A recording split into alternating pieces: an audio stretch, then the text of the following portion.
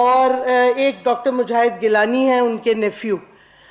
ये आपको अपने खुद एक्सपीरियंस बताएंगे, ख़ास तौर पे ये जो बच्चा है आसिया बीबी का, कि किस तरह क्या क्या इन पे तशद्दुद हुआ, इनके बड़े भाई के साथ क्या जुल्म और तशद्दुद हुआ गया, और ताकि दुनिया को पता चले। And I want to address the international media also that it is absolutely mind-boggling why the international community is silent on the issue of prisoners and on the inhumane treatment, the illegal treatment of Kashmiris in Indian occupied Jammu and Kashmir by the fascist Modi government. Why is the international community not speaking up? And I want to point out that what is being done to Kashmiris who are arrested is a complete violation of the 4th Geneva Convention, Article 49. Article 49 Geneva Convention का बड़ी clearly कहता है कि आप किसी कश्मीरी को, दे known as protected people क्योंकि occupied territory है, आप किसी कश्मीरी को, प्रोटेक्टेड पर्सन को कश्मीर के इलाके से निकाल के कहीं और डिपोर्ट नहीं कर सकते, रीसेटल नहीं कर सकते, चाहे कोई जराइम भी उन्होंने किया हो, आपको उधर ही ट्राई करना है, उधर ही जेल में रखना है। तो ये क्लियर वायलेशन इंडिया करता जा रहा है बार बार कि कश्मीरियों को, आपको पता है उन्होंने अली गिलानी साहब को कई अरसे जेल में रखा, कभी रिलीज कर देते हैं, कभी हाउस अरेस्ट करते हैं, नहीं तो उठा के हिंदुस्तान के जेल में फेंक देते हैं। शबीर अशरफ सरवानी हैं, उनको किया हुआ है, ये डॉक्टर फयाज हैं, फिर of course Mirwaiz Umar Farooq के साथ जो तशद्दुद होता रहता है, जो यासीन मलिक के साथ जुल्म और तशद्दुद हो रहा है, ये सारा इंटरनेशनल लॉ जिस पे हिंदुस्तान ने खुद दस्तखत किया है, 4th Geneva Convention, उसकी ये वायलेशन है। तो the question then arises, when India is brazenly violating international human rights law, international humanitarian law, why is the international community silent on it? Why is the UN Secretary General, who speaks on everything else, COVID की बात हो, anything else which he sees as a human rights violation or even a human rights issue, he takes up? Why is Antonio Guterres silent on what the Indian government is doing to the Kashmiris? Why is Michelle Bachelet, the High Commissioner for Human Rights, the UN High Commissioner for Human Rights, not taking up this issue? Pakistan has written several letters to her. Yesterday again the Foreign Office sent a letter to her to take note. Why is Agnes Callamard, jo ke especially on extrajudicial killings, she's the special rapporteur, why is she not saying anything? These are the questions that we want to pose to the international community. Is human rights selective? If a Muslim's rights are being violated, does that not constitute or does that not demand a response by the international community? Yes, ये बहुत जुल्म और तशद्दुद जो हो रहा है और जो बात नहीं की जा रही, यूएन में नहीं की जा रही, यूएन ह्यूमन राइट्स काउंसिल में नहीं की जा रही, ये सवालात मैं समझती हूँ हमारी हुकूमत को भी ज़्यादा वोकली उठाने चाहिए। हमें विमेन कॉकसेस हैं दुनिया के पार्लियामान में, हमें उनको अपील करना चाहिए कि जब ख़ास तौर पे जो ख़वातीन के साथ जुल्म और तशद्दुद हो रहा है उस पर क्यों नहीं कोई आवाज़ उठा रहा, जबकि वो और कई इश्यूज़ पे आवाज़ उठाते हैं। तो सवाल ये उठता है कि साइलेंस क्यों है। और फिर मैं एक और चीज़ आपको बताती चलूँ, अगर आप जिनीवा कन्वेंशन, वही 4th Geneva Convention का आर्टिकल 76 देखें, उसमें भी ये कैटेगोरिकली प्रिजनर्स के हवाले से कहा गया है कि आप ऑक्यूपाइड टेरिटरी के प्रिजनर्स को नहीं ले जा सकते ऑक्यूपाइड टेरिटरी के बाहर, specially in the state of the occupation power. तो तिहाड़ जेल तो हिंदुस्तान में है जिधर वो सारे कश्मीरियों को डालते हैं। और फिर आर्टिकल 76 में ख़ास तौर पे लिखा गया है, and I want to quote, women shall be confined to separate quarters and shall be under the direct supervision of women. ये नहीं हो रहा। फिर आर्टिकल 7 के इट इज़ कंपल्सरी कि जो प्रिजनर्स हैं ऑक्यूपाइड टेरिटरी के, उनको रेड क्रॉस के विजिट किए जाएं। इधर तो वो डॉक्टर भी नहीं प्रोवाइड कर रहे। डॉक्टर आसिया अंद्राबी की सेहत ख़राब है, उनके साथ जो 2 ख़वातीन और हैं उनकी सेहत सही नहीं, लेकिन कोई मेडिकल असिस्टेंस नहीं मिल रहा। तो आप जिस पहलू से भी देखें, जिस धज्जियाँ उड़ाई जा रही हैं इंटरनेशनल कवानीन की, तो इसके खिलाफ इस पे हमें ना सिर्फ आवाज़ उठानी चाहिए पाकिस्तान की हुकूमत को, पाकिस्तान की NGOs जो इंटरनेशनल NGOs हैं, ह्यूमन राइट्स वॉच है, एमनेस्टी इंटरनेशनल है और बहुत से ऑर्गेनाइजेशंस हैं, कि ये जुल्म क्यों दुनिया बर्दाश्त कर रही है, क्यों नहीं कुछ कह रही है इस पे।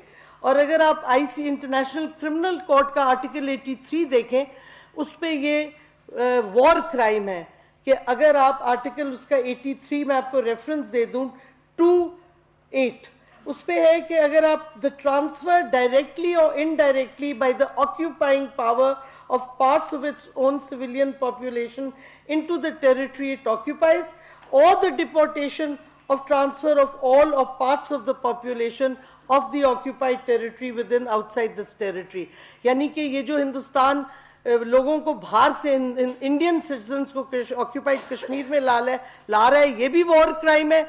और जो आप कश्मीरियों को बाहर लेके जा रहे हैं, ख़ास तौर पे उनके आप इंडियन प्रिजन्स में, ये भी वॉर क्राइम है।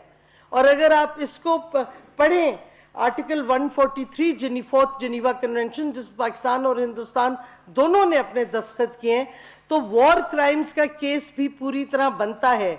और मैं समझती हूँ पाकिस्तान को ट्राइब्यूनल डिमांड करना चाहिए इंटरनेशनल, जिस पे ये हिंदुस्तान के वॉर क्राइम्स की एक प्रोसीडिंग्स शुरू की जाएं, क्योंकि कानून सामने है, international conventions are there, India is violating them. और अब तो एक नया प्रिंसिपल आ गया है इंटरनेशनल पॉलिटिक्स में, रिस्पॉन्सिबिलिटी टू प्रोटेक्ट, जो कि 2005 में ख्याल में वर्ल्ड समिट जो थी UN की, all the countries of the world accepted it, कि अगर किसी भी मुल्क में जुल्म और तशद्दुद हो रहा है, तो ये इंटरनेशनल कम्युनिटी की जिम्मेवारी है कि वो इंटरवीन करे under R2P, responsibility to protect. So सारे कवानीन मौजूद हैं, तो सवाल वही बार बार उठता है कि क्यों दुनिया चुप है। ये हमारे में कोई हमने गलतियां की हैं, खामियां हैं कि हम केस नहीं प्लीड कर सके सही तरीके से, या दुनिया वैसी इकोनॉमिक इंटरेस्ट के लिए हिंदुस्तान जो मर्जी करे ऑक्यूपाइड जम्मू एंड कश्मीर में वो एक्सेप्ट कर लेंगे। और ये इसके बावजूद कि international media has after the Prime Minister's UN speech in 2019 taken up the Kashmiri perspective, और पहली दफ़ा इंडिया का जो नैरेटिव था on terrorism and so on, that is not holding. The narrative of linking RSS to Nazism is now being accepted far and wide, कि the Modi government is replicating what the Nazis did in Germany. But despite this, the governments, international in community, the governments abroad, especially in Western states, who talk a lot about democracy and human rights, their silence is questionable. Because if they are silent on this, अगर आप बैनुल अक़वामी कवानीन की धज्जियाँ उड़ाने देंगे हिंदुस्तान को, तो कल कौन से ममालिक उस पर चलेंगे? जिसकी मर्जी चाहे फिर कहेगा ये गई convention, these to hell with the Geneva conventions. So अगर आप पूरे सिस्टम को जो बैनुल अक़वामी कवानीन के हैं, एक सिस्टम बना हुआ है, उसको तबाह करना चाहते हैं, तो फिर आप हिंदुस्तान को करने दें जो कर रहे हैं। लेकिन अगर आप इंटरनेशनल कम्युनिटी बिलीव्स कि there are international laws, there are international conventions, और जैसे हमें यूरोपियन यूनियन GSP+ पे ह्यूमन राइट्स के इश्यूज रेस करता है, तो फिर दुनिया को हर ह्यूमन राइट्स इशू पे बात करनी चाहिए। ये नहीं कि पाकिस्तान के लिए आप इतनी चीज़ें करें, लेकिन हिंदुस्तान जो ऑक्यूपाइड टेरिटरी में कर रहा है उसको आप इग्नोर करें, क्योंकि ऑक्यूपेशन के ख़ास तौर पे कन्वेंशंस हैं, जैसे fourth Geneva convention, international court of justice की जजमेंट्स हैं, ख़ास तौर पे जो उन्होंने पैलेस्टीनियन वॉल पे दी है।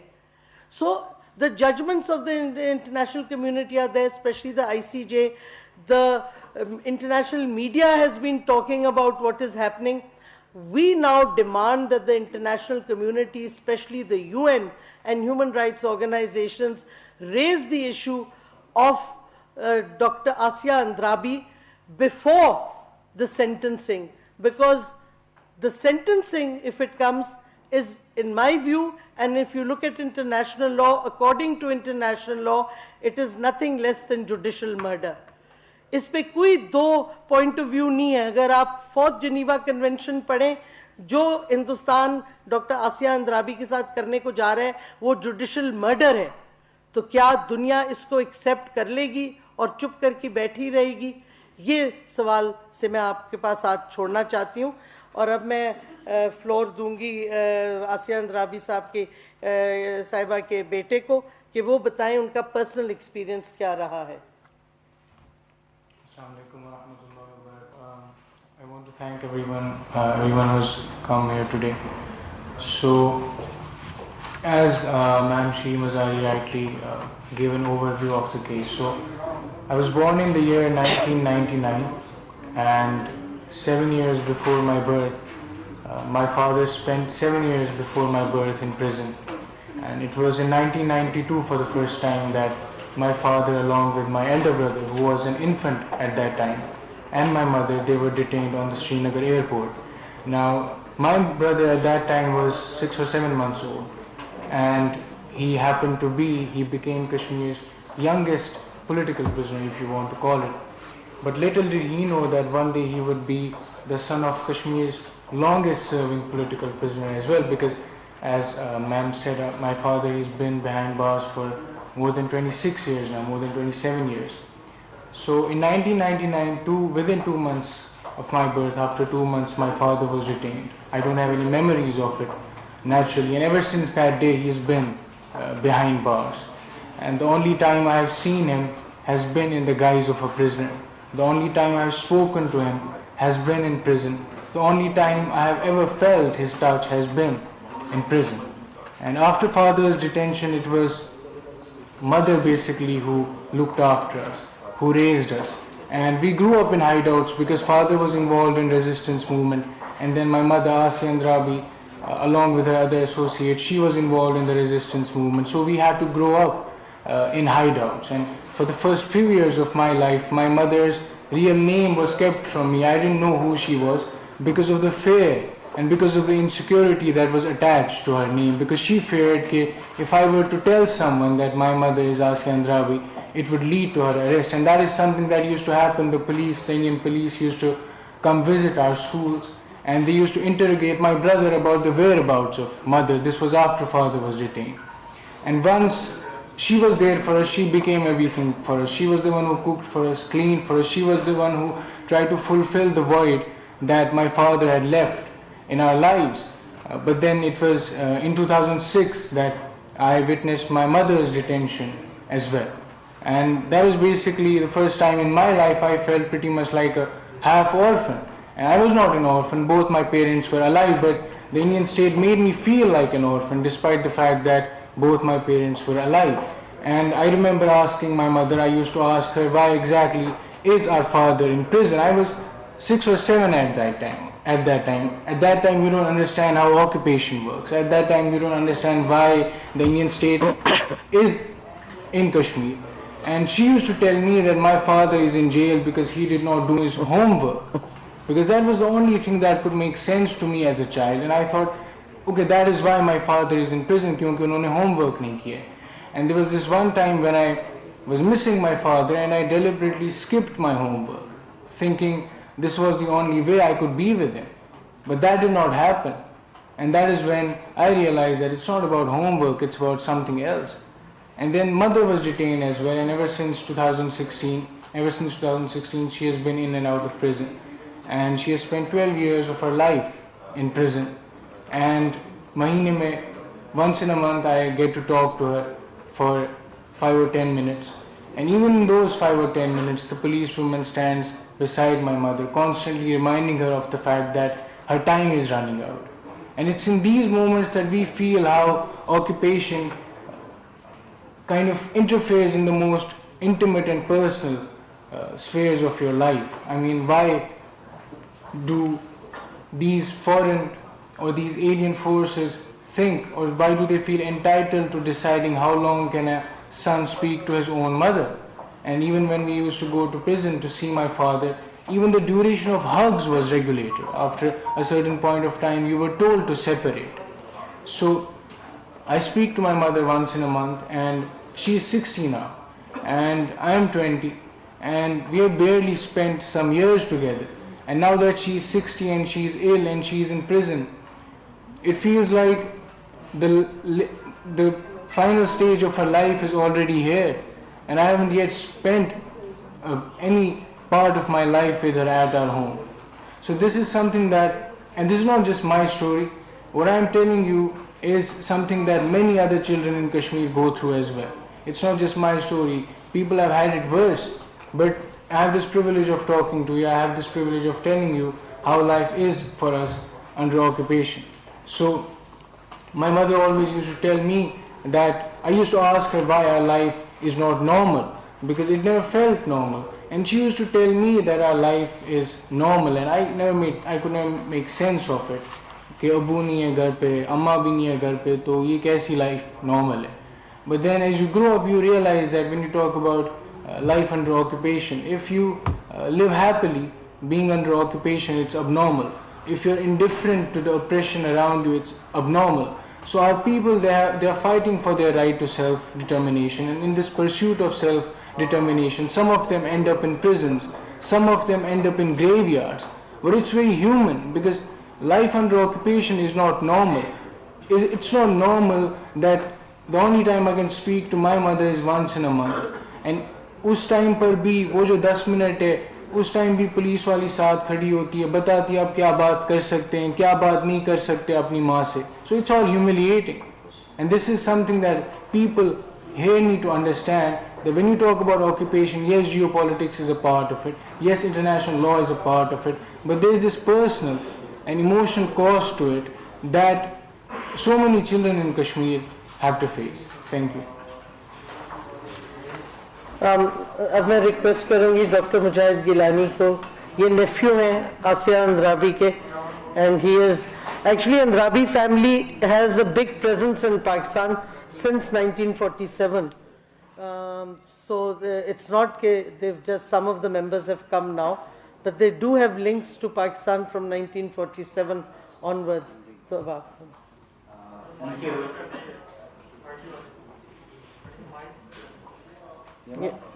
आप इधर आ जाए. इंसानी हुकूक शीरी मज़ारी इस्लामाबाद में प्रेस कॉन्फ्रेंस कर रही थी. उन्होंने आसिया इंद्राबी और उनके शोहर को मुसलसल कैद में रखे जाने पर सवालात उठाए हैं.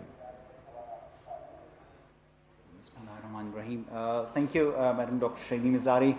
I'm really grateful and thankful not only to Dr. Shiri Mazari, to the Ministry of Human Rights, but also to the state of Pakistan, who has always stood behind and has always stood for the Kashmiris whenever it has been time, even when it was quite a difficult time for Pakistan. Ladies and gentlemen, today I present before you myself as the nephew of the lady in the veil, the person जिसको खातून आहन कहा जाता है मकबूजा जम्मू और कश्मीर का. मैं आज आसिया अंद्राबी की आपसे बात करने वाला हूँ. आसिया अंद्राबी 1960 की दिहाई में, 1962 में उनकी पैदाइश हुई थी, और एक बिल्कुल जिस तरह एलीट क्लास फैमिली में एक लड़की होती है, आसिया अंद्राबी की परवरिश और पैदाइश के बाद बिल्कुल वो ऐसे ही रही थी. उन्होंने मकबूजा जम्मू और कश्मीर में कश्मीर यूनिवर्सिटी से बायोकेमिस्ट्री में, चाइल्ड डेवलपमेंट में, न्यूट्रिशन में बैचलर्स किया, और उसके बाद कश्मीर यूनिवर्सिटी से अरबिक में उन्होंने मास्टर्स कर लिया था. आसिया अंद्राबी, जिस तरह मैंने आपसे कहा, एक एलीट क्लास फैमिली है, जो एक रिलीजन का भी एक थॉट है, एक सोशल थॉट है, कि हमारी एक आइडियोलॉजिकल थॉट है, उस तरह से एक ज़िंदगी गुजारते हुए it was in the mid 80s that she actually got transformed. आला तालीम हासिल करना चाहती थी, and she wanted to go to Himachal Pradesh. Actually India में आला तालीम हासिल करना जब एक ख्वाब था, और ख्वाब के बाद वो एक लिहाज से उनका एक जज्बा बन गया कि मैंने ये आला तालीम हासिल करनी है. उस वक़्त माइल खैर आबादी की एक किताब उनकी नज़र से गुज़री, और मरियम जमीला जिसको आज भी वो कहती हैं कि वो एक आइडल हैं उनके लिए, जिनकी ज़िंदगी को पढ़ के वो ट्रांसफॉर्म हो गई. It was in the mid-1980s that Asya Andrabi laid the foundation of Dukhtaran-e-Millat. Dukhtaran-e-Millat वो तंजीम साबित हुई जिसने मकबूजा जम्मू और कश्मीर के अंदर एक पॉलिटिकल रिफॉर्म, एक सोशल रिफॉर्म लाया था. Apart, set aside from the self determination, the right of self determination, जिसके लिए सब बात करते रहे, लेकिन वुमेन को वहाँ पे एक पॉलिटिकल मैचुरेशन देने के लिए, एक मैच्योर करने के लिए आसिया अंद्राबी की आवाज़ बहुत अहम साबित हुई. इट वॉज इन 1990s जब आसिया अंद्राबी साहिबा ने it was in 1990s when Asya Andrabi Sahiba married Dr. Qasim Fakhtu, also known as Ashik Hussain Fakhtu, an edifice, a scholarly person in himself, and the couple spent only a maximum of 2 to 3 years together, and their sons Ahmed bin Qasim and Muhammad bin Qasim were raised with their parents mostly behind the bars. Ladies and gentlemen, Asya Andrabi was first arrested in 1992-1993 under the Draconian Public Safety Act, as we all know. It was only Muhammad bin Qasim. He was only 6 months old at that time. And this is very important to understand that she has spent almost more than 12 to 15 years behind bars ever since 1992 till 2020. And she is the only leading female rebel who has been slapped with PSA more than 20 times. Public Safety Act, वो draconian law जो हिंदुस्तान हर उस Hurriyat leader पे, हर उस आवाज़ के ऊपर लगा देता है जिसके लिए, जो हिंदुस्तान के लिए ख़तरा बन जाती है. It was in October 2016 when Asya Andrabi was arrested when she was in a hideout, and along with her, her personal associate Fahmida Sufi and the Secretary General of Dukhtaran-e-Millat, Nahida Nasreen, were taken into custody as well. The role of Asya Andrabi is very important to understand, and why actually she has been taken behind bars, and why at this point in time the Indian state is so hell-bent upon delivering a life sentence to a lady whose husband is already behind bars and has been awarded a life sentence, whose family has been shattered, with the son being at one place, the other son being at another place. The whole family is distorted and disrupted. But let's discuss it. The role of Asya Andrabi and the peaceful organization has always been to uphold the rights of the Kashmiris, particularly the women. She has always stood against the cultural imperialism that India tags as normalcy in Kashmir. The branded commodification of the poor, destitute Kashmiri women, the so-called cultural shows where India proves itself as an autocratic ruler, and the colonial feministic approach of the oppressor were always strongly denounced by Asya Andrabi, both in words and in actions. Asya Andrabi stands as a woman who considers that women should have their own identity, who considers that they have an equal role to play in the society just like the men, but in their own sphere. It was therefore the ladies of Dukhtaran-e-Millat who urged the Kashmiri women to uphold their houses while the men took to the roads and the front lead in the freedom struggle. Political maturation in Kashmiri women led to a detestation by India, and therefore Asya Andrabi and her associates were always incarcerated under and framed under UAPA, under PSA, and now the Indian Penal Code.